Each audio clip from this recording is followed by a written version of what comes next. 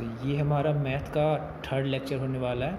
इसमें we learn graphical method of solution of a pair of linear equation. मतलब कि हमें अगर लीनियर इक्वेशन के एक पेयर दिए गए हों, मतलब दो इक्वेशन हो, दोनों में दो वेरिएबल्स हों एक्स एंड वाई, और दोनों इक्वेशन में सेम वेरिएबल्स हों एक्स वाई। ऐसा नहीं कि पहला इक्वेशन आपका एक्स वाई में दिया हो, दूसरा वाई एंड जेड में दिया हो, नहीं। तो अगर हमें ऐसे इक्वेशन दिए गए हों तो उनका ग्राफ ड्रा करके हम कैसे उसका सॉल्यूशन पा सकते हैं। तो सबसे पहले मेरे पास यहाँ पे three pair of linear equation है। ये पहला पेयर है, ये दूसरा पेयर है और ये तीसरा पेयर है। इन्हें हम तीनों को मैं ग्राफ पेपर पे आपको दिखाऊंगा, लेकिन उसके पहले एक क्वेरी है कि क्या हमें इनका नेचर जानना हो कि जो स्ट्रेट लाइन मिलेंगी वो इंटरसेक्ट करेंगी या पैरेलल जाएंगी या कोइंसिडेंट होंगी। तो उसके लिए क्या हमें ग्राफ ड्रा करना ज़रूरी है पता करने के लिए? तो माय रिस्पॉन्स टू यू, नहीं, बिल्कुल नहीं, नॉट एट ऑल। अगर हमें इनका कोफिशिएंट पता करके उनका रेशियो फाइंड करें तो उनके रेशियो के नेचर से हम बता सकते हैं कि एक्चुअली ये लाइन इंटरसेक्ट करेंगी, ये दोनों लाइंस, कि ये दोनों लाइंस पैरेलल जाएंगी, कि दोनों लाइन ओवरलैप करेंगी। तो इसके लिए जो हमारे पास जनरलाइज्ड इक्वेशन होता है लीनियर इक्वेशन का, वो है लीनियर इक्वेशन टू वेरिएबल्स का, वो होता है a1x plus b1y plus c1, simply ax plus by plus c। लेकिन यहाँ पे दो इक्वेशन है तो दोनों के कोएफिशिएंट को मैं अलग अलग दिखाने के लिए मैंने a1 b1 c1 और यहाँ पे मैंने a2 b2 c2 एज्यूम कर रखा है। तो इसको इससे कंपेयर करते हैं। तो x का कोएफिशिएंट यहाँ a1 है, यहाँ x का कोएफिशिएंट कितना है? कुछ नहीं है, मतलब 1 है। b1 मतलब y का कोएफिशिएंट कितना है? 2, लेकिन हमें साइन भी देखना पड़ता है। 2 का साइन क्या है? माइनस, तो ये b हो गया -2। और c1 जो कांस्टेंट टर्म है वो दिया नहीं है, मतलब 0 है। सेकेंड इक्वेशन में देखें तो जो हमारा a2 है, मतलब इस सेकेंड इक्वेशन का x का कोएफिशिएंट वो 3 है, b2 y का कोएफिशिएंट 4 है और c2 -20 जो कि कांस्टेंट टर्म है। मैं अभी तीनों पेयर ऑफ इक्वेशन का पहले लिख लेता हूँ, फिर बाद में हम देखेंगे। सिमिलरली इसके लिए a1 2 है, b1 3 है एंड c1 -9 है। a2 x का कोएफिशिएंट 4 है, b2 +6 है और c2 -18। तीसरे पेयर ऑफ लीनियर इक्वेशन के लिए a1 कोएफिशिएंट ऑफ x 1 है, b1 y का कोएफिशिएंट होगा जो कि वो 2 है और c1 कांस्टेंट टर्म है जिसमें ना x वेरिएबल है ना y वेरिएबल है, ये -4। इसी तरह अगर इसको मैं इससे कंपेयर करूं इसके जनरलाइज्ड फॉर्म से, तो हमारा a2 जो है x का कोएफिशिएंट होता है, b2 y का और c2 कांस्टेंट टर्म। तो a2 हुआ x का कोएफिशिएंट 2, b2 हुआ हमारा y का कोएफिशिएंट 4 और c2 हुआ कांस्टेंट टर्म जो कि हुआ -12। मैंने बोला था कि इनके कोएफिशिएंट का हम रेशियो फाइंड करेंगे और उसके बेसिस पे हम बता सकते हैं कि इनके जो दो स्ट्रेट लाइन होंगी वो स्ट्रेट लाइन एक दूसरे को इंटरसेक्ट करेंगी।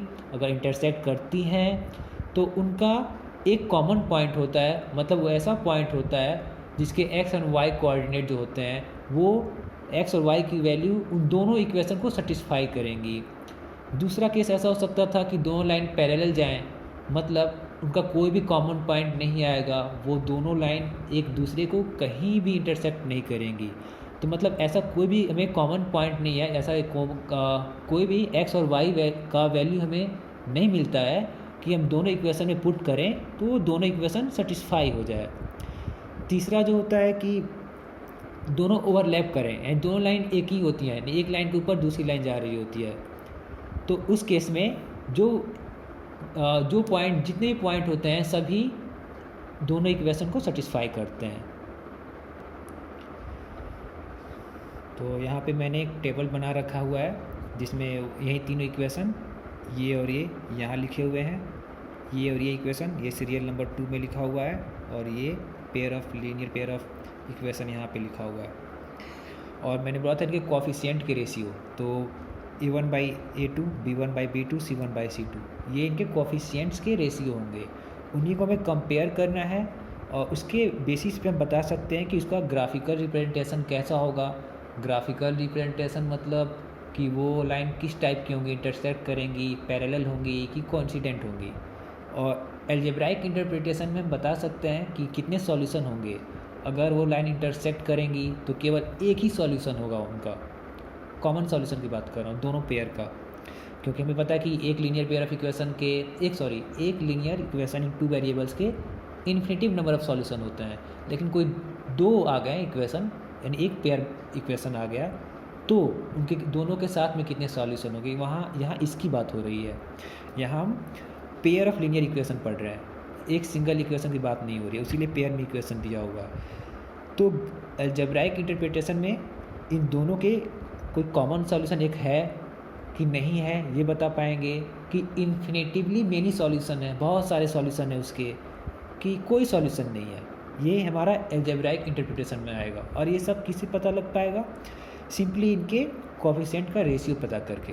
जैसे ऊपर हमने कोफिशिएंट निकाला हुआ है इन दोनों इक्वेशन के लिए, A1 कितना था 1 था और A2 कितना था 3 था, तो A1/A2 कितना होगा 1/3। B1 कितना था -2 था और B2 कितना था 4 था, तो B1/B2 कितना होगा, B1 -2 था और B2 4 था। सबसे पहले जो हमें चीज़ करनी है, हमें A1/A2 के रेशियो को B1/B2 के रेशियो से कंपेयर करना है। तो इसको थोड़ा और सिंप्लीफाई कर दें, सिंपलेस्ट फॉर्म में लिखें तो होगा 2 1 जा 2, 2 2 जा 4, यानी -1/2। अब आप मुझे बताएंगे क्या 1/3 और -1/2 इक्विवेलेंट है, एक ही है? नहीं। तो जो पहला केस आ रहा है हमारा कंपेयर करने पे कि A1/A2 not equals to B1/B2, सबसे पहले हमें यही काम करना है। अगर ऐसा होता है तो क्या होगा, इसका जो ग्राफिकल रिप्रेजेंटेशन होगा वो इंटरसेक्टिंग लाइंस होंगी, मतलब वो दोनों लाइन कहीं ना कहीं जा करके, एक लाइन इसकी होगी दूसरी स्ट्रेट लाइन इसकी होगी, वो कहीं ना कहीं जा करके वो इंटरसेक्ट करेंगे। और ऐसा होता है तो क्या होता है, एक सॉल्यूशन निकल के आता है और वो सॉल्यूशन वो इंटरसेक्टिंग पॉइंट का कोऑर्डिनेट होता है। तो हम लिखेंगे एग्जैक्टली वन सॉल्यूशन, और उसी वन सॉल्यूशन को हम यूनिक बोलते हैं। यूनिक मतलब उसके जैसा कोई दूसरा और नहीं होगा, बस वही सॉल्यूशन होगा। तो अगर ये दोनों इक्वल नहीं होते तो बस बात वहीं पे ख़त्म हो जाती है। लेकिन अगर A1/A2 और B1/B2 इक्वल होते हैं तो हमारे पास और एक और काम बच जाता है, बढ़ जाता है, बच नहीं जाता है, वो बढ़ जाता है, C1/C2 चेक करना। तो अब वहाँ 2 केसेस हो सकती हैं, देखते हैं। ये दूसरे के लिए A1/A2 कितना होगा, A1 2 है और A2 4 है, तो A1/A2 होगा 2/4, जिसका सिंपलेस्ट फॉर्म हो जाएगा 1/2, 2 1 जा 2, 2 2 जा 4। B1/B2 कितना होगा, B1 3 है, B2 6 है, तो B1/B2 भी होगा 3/6। इसको भी सिंपलेस्ट फॉर्म में लिखें तो 3 1 जा 3, 3 2 जा 6। तो हमें दिख रहा है A1/A2 B1/B2 दोनों इक्वल हैं, तो A1/A2 इक्वल्स टू B1/B2। अब ऐसा होता है तो हमारा काम बढ़ जाता है, हमें C1/C2 भी चेक करना पड़ जाता है। तो C1 यहाँ पे -9 है और C2 कितना है, -18 है, -9/-18, माइनस से माइनस कैंसिल आउट, और 9 1 जा 9, 9 2 जा 18, यानी 1/2। अगेन हमारा C1/C2 भी 1/2 ही आ रहा है। तो इसमें A1/A2 B1/B2 C1/C2। अगर ऐसा होता है तो क्या होता है, हमारी जो लाइन होंगी दोनों वो ओवरलैप करेंगी, मतलब वो कोइंसिडेंट लाइन होंगी।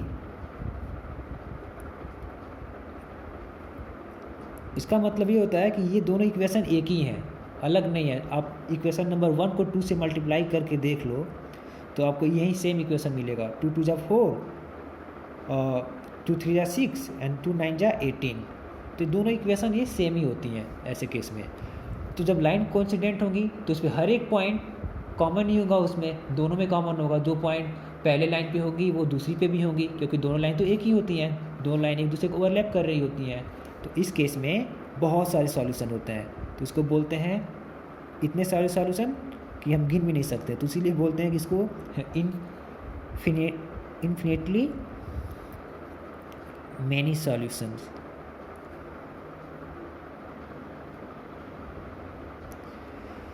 अब तीसरा कंडीशन हमारे पास बचता है, वो केवल यही होगा कि a1/a2 इक्वल टू b1/b2 हो, c1/c2 उसके इक्वल्स नहीं हो। तो देख लेते हैं। तीसरे के लिए हमें आ रहा है a1 1 था, a2 2 था, तो a1/a2 1/2 आया था। b1 2 था, b2 4 था, तो b1/b2 2/4। जब इसको हम सिंपलेस्ट फॉर्म में लिखेंगे तो ये 1/2 हो जाएगा। 2 1 जा 2 और 2 2 जा 4। c1/c2 -4 -12, ये कॉलम हमारा c1/c2 का है। -4 and -12। When you try to write it in simplest form, minus cancel out and 4 4 जा 4, 4 3 जा 12, 1/3। तो हम दे सकते हैं a1/a2 equals to b1/b2 not equals to 1/3, that is c1/c2। तो इसको मैं लिखा a1/a2 b1/b2 के बराबर है, लेकिन c1/c2 के बराबर नहीं है। यही हमारे 3 कंडीशन हो सकते थे। तो जब ऐसा होगा तो ये दोनों लाइन क्या होंगी, पैरेलल होंगी एक दूसरे के। Both lines are parallel to each other.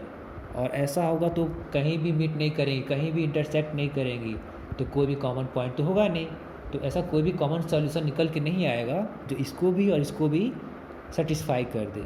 तो इस केस में हम लिखते हैं नो सॉल्यूशन।